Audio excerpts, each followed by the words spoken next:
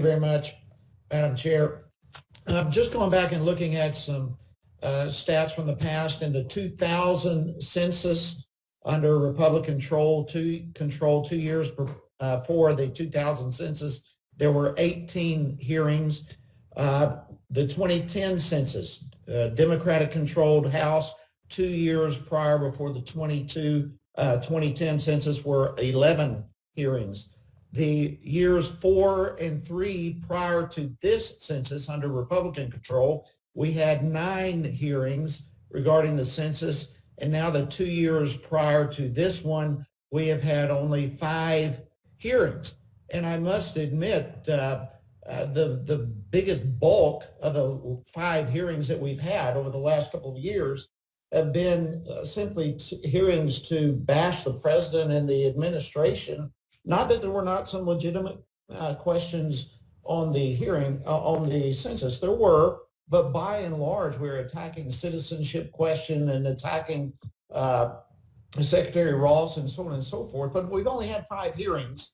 And now today, we don't even have representatives from the census here with us again.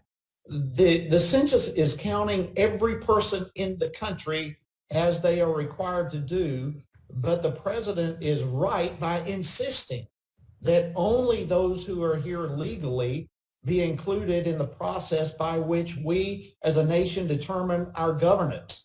And yet, here again, Democrats are intent on ensuring that they tie up this process in order to get a desired outcome, which in essence is to make sure that states with the largest number of illegal immigrants are actually rewarded with extra representation that they don't deserve. So let me go, Mr. Landry, thank you for being here. I'd like to ask you, as I get started here, regarding the temporary restraining order and then the preliminary injunction from Judge Koh, that ignored the Secretary's obligation by law to meet the December 31st deadline to submit a final report to the president. Do you agree with that?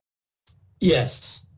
Okay, so was that then, in essence, compelling the Secretary to ignore or perhaps even break the law? Yes. Yes, it was. Look, the whole topic here is that California was basically hoarding resources of the Census Bureau when those resources were needed in other states in order to complete the census count on time. Well, so let me ask you, just in your experience, for judges to order illegal action, is that a common practice by judges? In the federal courts and the liberal courts, yes, it is, unfortunately, but it shouldn't be. The judges should be bound to apply the law and the facts. So you described in two different amicus briefs how the residents of your state stand to have their right to equal representation diminished by these two really perverse legal efforts. So one compelling the law to be broken, the other counting illegal alien in the apportionment, which actually rewards breaking the law. Is that correct?